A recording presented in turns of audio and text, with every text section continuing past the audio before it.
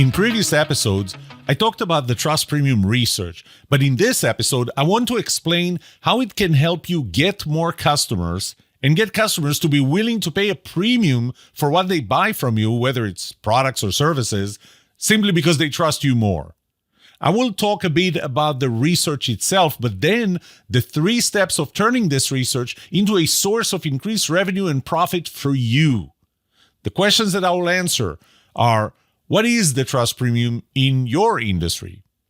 Who are the customers who are willing to pay higher premiums for higher trust? What is the premium that my customers or your customers are willing to pay for your trustworthiness? What are you doing now that's preventing you from getting the maximum trust premium in your industry? And finally, how can you fix it? I'll show you how my Trust Premium work answers these questions and more in this episodes, right after this.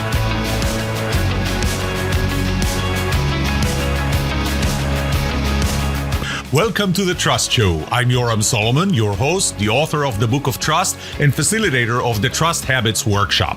My mission is simple. I want to help you form habits that build your trustworthiness, because the answer to this question will have the biggest impact on your personal and professional success or failure. Can I trust you?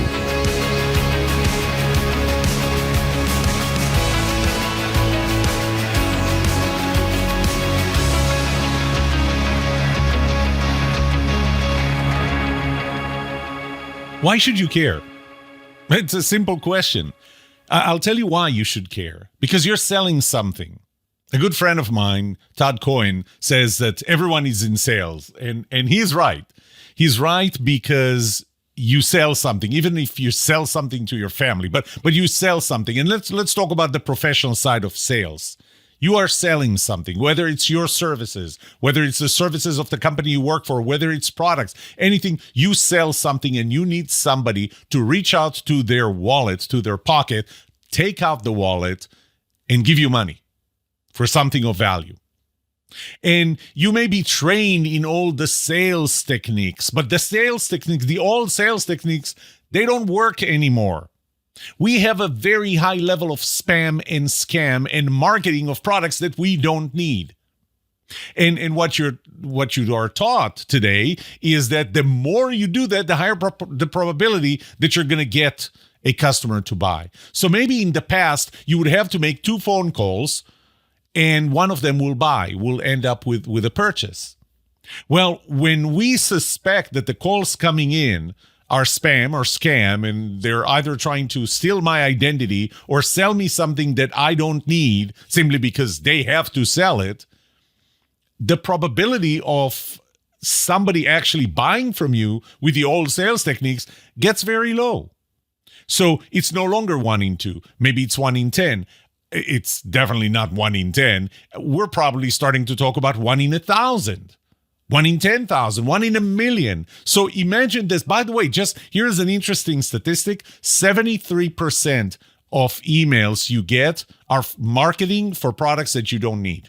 73%. So why would you believe anyone? Why would you even pick up the phone? The phone even identified the call as potential spam. So should you be making 1,000 calls just to get someone to buy? Quantity is not the answer anymore. The only answer is trust, because I believe, and I believe I don't have to convince you, that people buy from people they trust. But you know what? There's another part to it. People will pay more when they buy from people they trust. That was the premise to the Trust Premium research and the work around it.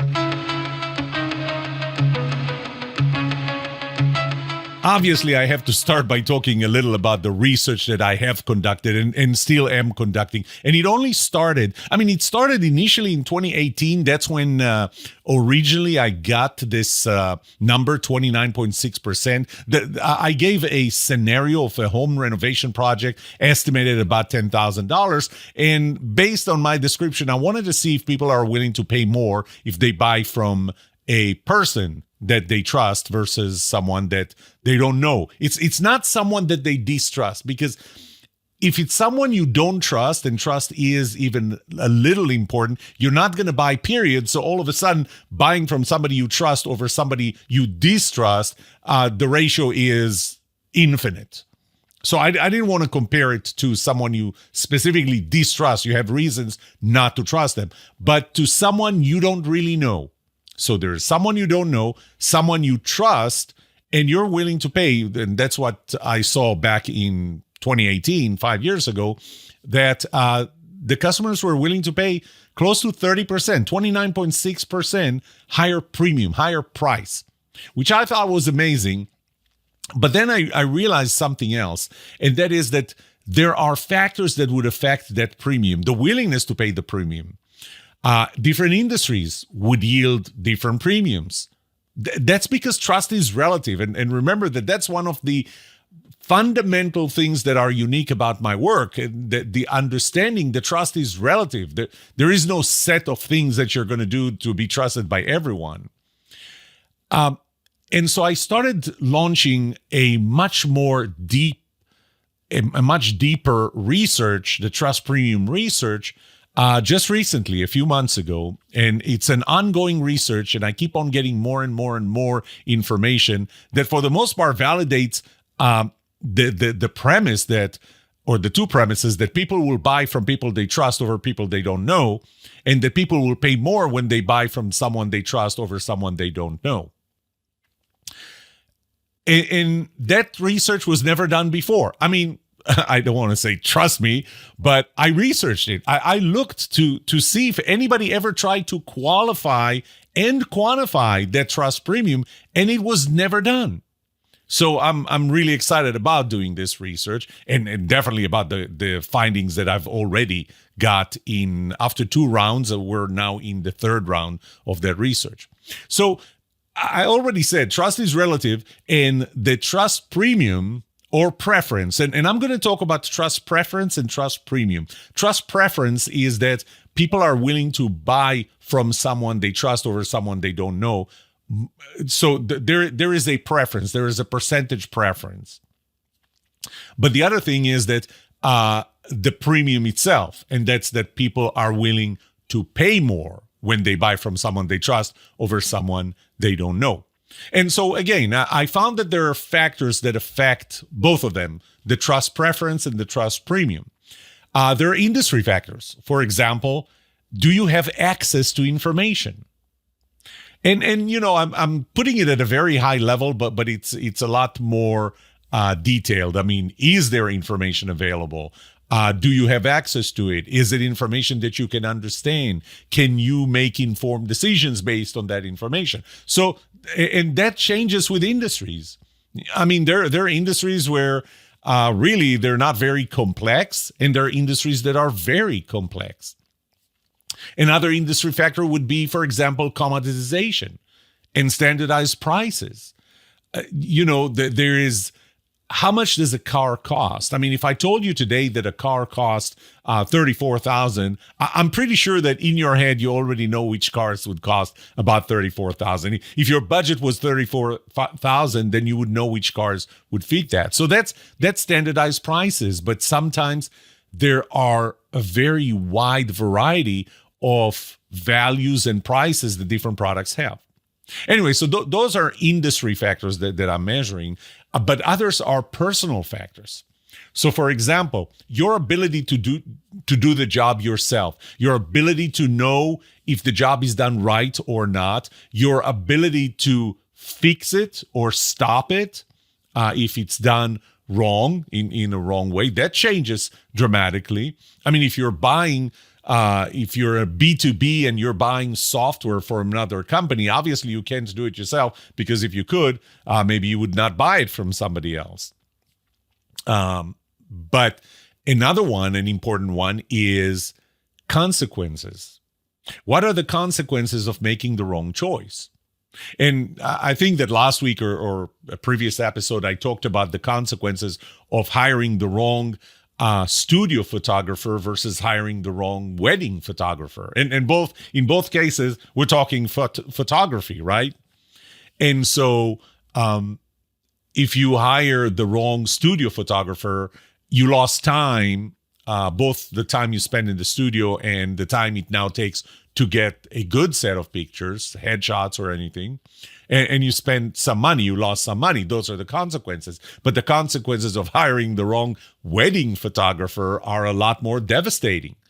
I mean, you're not going to get the young couple to get married again simply because the pictures were not good. The consequences are much more severe. And typically what I found was that there is a correlation between the severity of the consequences of making the wrong choice and your willingness to, well, again, both the trust preference, your willingness to choose one photographer you trust over someone you don't know, and the premium that you're willing to pay when you hire someone you trust versus someone you don't know. Then another personal factor is the trustfulness. This is your trustfulness, and this varies from person to person. Some people trust people more, some people trust people less. Now, the model, in a future episode, I'll talk about research in general and the importance of developing the right model for how do you go from behaviors all the way to the premium? And I developed that model over many years. I mean, now I've put it to the test with research, but I've developed it over the years. And you can look at the direction or the general flow as going from the trustworthiness behaviors. There are certain behaviors that would cause other people to trust you more or less, into the trust that they have in you, and into the preferences, the trust preference and the trust premium that they have, that they're willing to pay or select you. But those are affected. Those are affected by both personal and industry factors. So for example, your trustworthiness, how does it translate into trust? Well, that's part of, for example, your trustfulness, your willingness to trust people would play a role in the transformation of your behaviors into the trust that they have in you. Industry factors would affect how you translate trustworthiness behaviors into trust. And then when we go from, okay, there's a certain level of trust that another person has in you, the customer has in you, how do you translate that into the trust preference, their preference to choosing you over someone they don't know, and the trust premium, their willingness to pay you a higher price over because of your trust, the trust they have in you versus someone they don't know. So that's the model. The model goes from trustworthiness behaviors affected by factors that are both personal and industry into the trust they have in you, again, affected by factors both personal and industry, into the trust preference and trust premium. That's the model. Now let's talk about how you apply this model and what do I offer you to help you turn this into increasing the preference, people choosing you over someone else, and the premium that they're willing to pay to you over because they trust you over someone else. How do we apply trust premium, the trust premium research to your industry? The first step is that we need to survey your industry. Now, in some cases, and that list is growing over time, I already have the answer. So, for example, I did the answer. I got this for financial advisors. I got it for insurance agents. Now working on other things. I get that for contractors, building, constructing contractors. So, the first step is let's find out what is the theoretical or the maximum, I don't like to call it theoretical, but the maximum trust, preference, and premium in your industry. And again, I want to emphasize the difference between preference and premium, okay? Preference is what happens when the price is the same, when everything else is equal. In fact, I'm going to assume that everything else is equal. The value, the quality, the quantity, everything is equal. The only two things that change are the preference and the price. Okay? Preference is that they choose you over someone else or choose someone else over you. And the premium is their willingness to pay more. And where I put that premium is at 50% preference. So if the probability that they choose you is equal to the probability they choose someone they don't trust, or not they don't trust, they don't know, okay? When that probability is 50-50, so we got to a point where the price is such that you're at 50-50. They trust you more than the other person they don't know, but because of your price, they got to the point where it's 50-50. So that's where I put the trust premium. And it's important to understand what I'm saying with that. So you don't typically, you don't get both the preference and the premium at the same time. The preference is when the price is the same. The price is the same. What is the probability that they're going to choose you, who they trust, over someone they don't know? So the way this works is very simple. If your price if everything is the same and trust is the same, there is no premium, there is no difference in the level of trust, then tiny little changes in price would dramatically change the preference all the way to 100%. So if I trust you the same as I trust the other person, if the price is the same, then I would say you're at 50-50, right? The preference is 50-50. The tiny little difference in price, bam, I'm 100% on your side if your price is slightly lower, or 100% in their side if their price is a little lower or yours is a little higher. It's very simple. If I trust you the same level, if I don't know them, but I trust you the same level as I trust them, so which means I don't know you very much or have reasons to trust you over them, price will drive the preference from 0 to 100, from 100 to 0 with the tiny change in price. Okay. But what about the premium? So the more I trust you, the more this chart starts to look different. Then all of a sudden, if I trust you more and the price is the same, the preference that I have towards you goes to very close to 100%. In one of the industries, I found 95%. Another industry, I found 88%. But very close to 100%. And just so that you know, that when I say 100%, that means you are at 100%, the other person they don't know is at 0. But that preference starts going down as your price goes up, and this is where we get to the premium. So for example, for financial advisors, I found that number is 39.4%, which means that if your price is the same as the other person, I trust you more than I trust them because I don't know them. I get to, in this case, I found 98%. 98% probability they're going to buy from you. 2% probability they're going to buy from them. So what is it? 49%, almost 50% more probability that they choose you. It's kind of infinite. They're going to choose you, period. Your price is the same, but they trust you more. However, as your price starts going up, they're still willing to pay. And the crossover point where the preference is at 50%, so the preference they have to buy from you is equal to the preference they have from somebody they don't know, is going to be 50-50 at the trust premium. That's when your price is 39.4%. So the decision in their head is the trustworthy versus cheaper. Trustworthy versus cheaper. You're the trustworthy, the other person is cheaper. And you can raise your price up to the trust premium, and at that point you get to zero. You get to 50-50 probability. By the way, you can continue to raise your price and still get certain customers to pay, and I'll touch on that. It's just that the preference is going to be less than 50%. Okay, I hope that was kind of clear.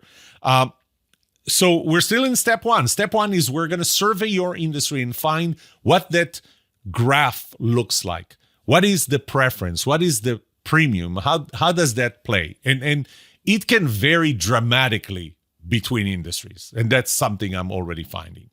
So we want to find what is the theoretical, again, I don't like theoretical, so we're going to say what is the maximum trust premium in your industry. That's step one. We have to know what the target is, right? Like in any strategy, you need to, like with your car GPS system, you need to know where you're going. So you need to know what is the trust premium, the highest potential trust premium in your industry. We're going to find out what are the factors that affect it. We're going to find out how they're affecting it. We're going to find out what are the different salesperson characteristics or trustworthiness behaviors that have bigger impact on the premium in this industry. I'm going to guess they're going to be pretty consistent. All of them are going to be pretty consistent with my relative trust model, but they're going to be different in their preference. They're going to be different in how important some of them are towards the other. But here's an important thing that we're going to find. Again, remember, you can raise your price. The preference to choose you is going to start going down towards the person who's cheaper, your competitor who's cheaper, but it's not true for all customers. Can we identify what are the characteristics? I mean, the answer is yes. So we can identify, and that's part of the first step. We'll identify what are the characteristics of the customer, not you, the customer, that would warrant higher preference and higher premium. Because that would help you maybe focus on a segment of the market that's willing to pay more because they care more about trust. So that's step one. Step one is we're going to survey your specific industry if we haven't done that already before. We're going to survey them and we're going to know what is the graph and what are those factors for your industry. The second step is now we're going to survey, and this is a different survey. This is more of an assessment of your customers. So we're going to give you a link. You're going to provide it to your customers. It's going to be anonymous unless they're willing to be interviewed, if that's part of our relationship. But we're going to survey them on those different factors of your trustworthiness.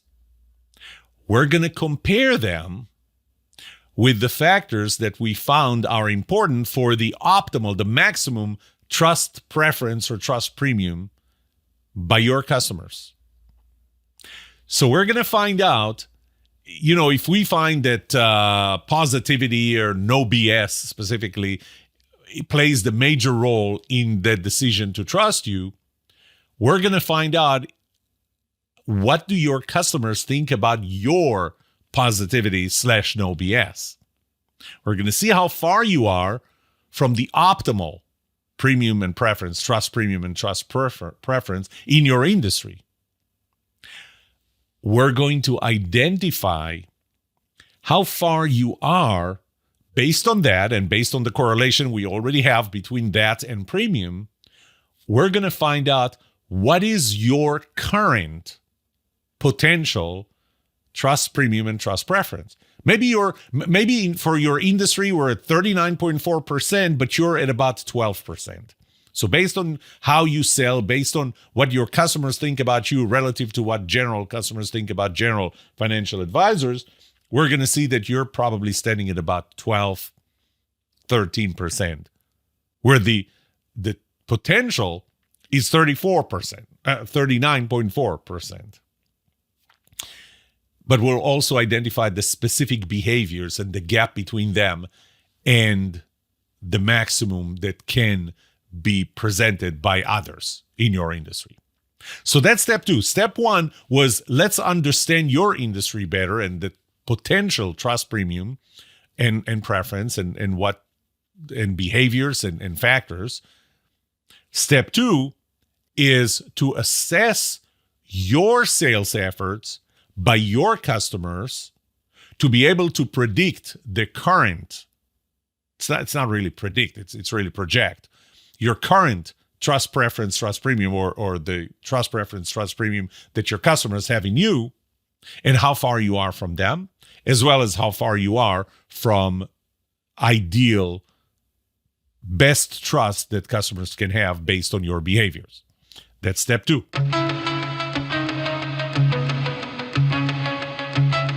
After step 1 and step 2, what we have is we have a lot of knowledge. We know what the trust premium and preference is in your industry. We know what people care about in your industry. We know what your customers think about you. We know what the gaps are, and we know what needs to be worked on. But knowledge is not enough. You need to change behaviors. Now, the first thing that we need to understand is that, again, trust is relative. There is no single thing that would work for all people. A big part of your ability to be trusted is your ability to read the customer and react in a way that would increase the trust preference and premium for a specific customer. That's a second-level skill. You know, the lowest level skill is reading from a script. Just it's a numbers game. You call and you call and you call and you call and you read from the same script over and over and over again.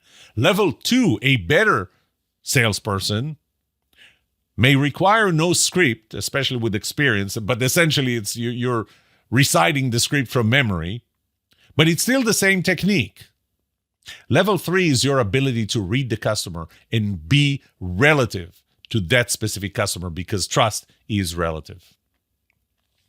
And so, again, knowledge is not enough. We just pointed out what it is that you do that cause you to lose or be further away downwards from the potential trust premium and trust preference in your industry. We know that because we surveyed we assessed it, surveyed your customers, your specific customers. Knowledge is not enough. We need to help you form new habits that will change old behaviors, build trust, and generate trust preference and trust premium, or a specific level of trust preference and trust premium that is a function of the level of trust that customers have in you. So at this point, what we'll do is we will customize training for you. And the reason we will customize it is because it's different between industries. It's different between salespeople. It may be different between salespeople within your organization. So we may have to customize it differently to different people. But we're going to have to identify one thing to work on, and we're going to have to help them form new habits. Because without new habits, knowledge is just not enough. You know, and you can't do anything about it. And we want to help you specifically know what to do and how to do something about it. We're going to be using the 7-step trust habits process on how you form new habits that change old behaviors. And there are going to be multiple ways to deliver it, whether we do it remotely, whether we do it through coaching, which frankly is not my preference because I would rather give you the tools. We can do that through video series. We'll give you tools, we'll give you forms, we'll give you everything that you need to be able to form those new habits, and we'll take you through the process.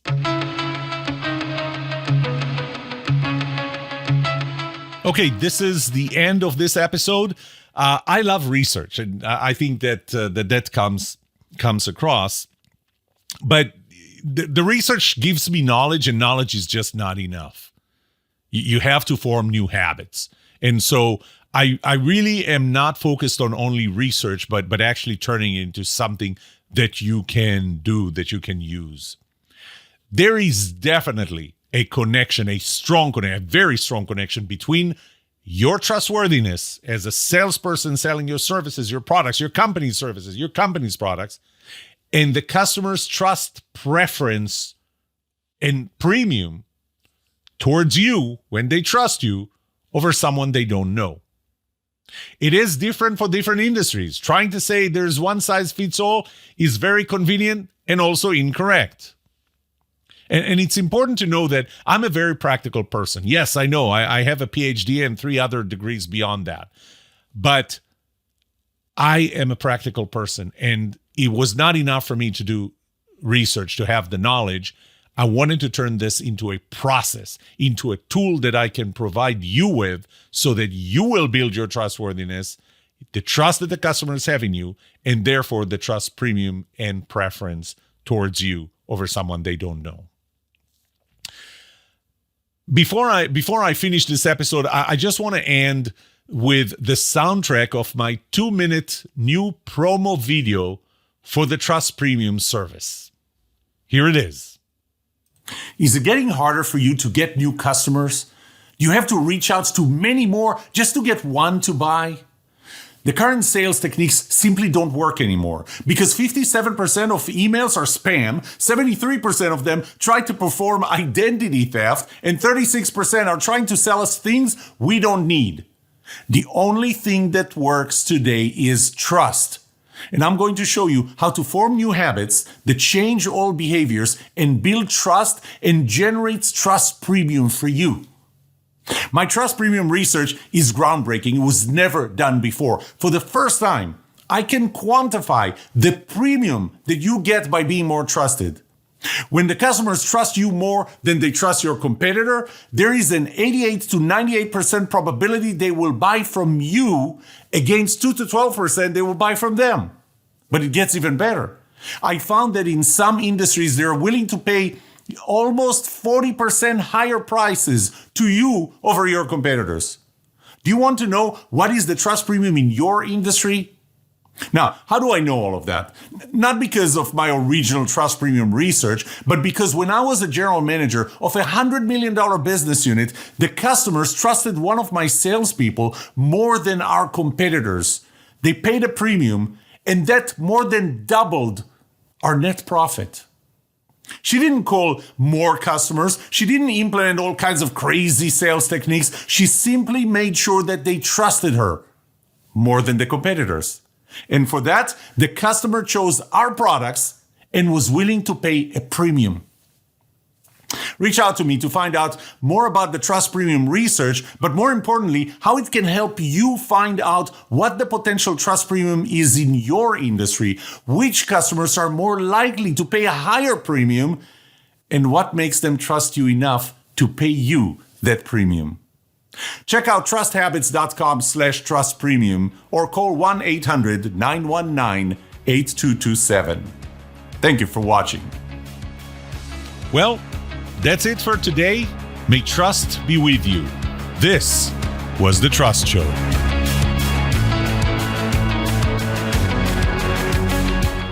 What would you like to know about trust and trustworthiness? Let me know and I'll answer it in a future episode. I would love to hear from you.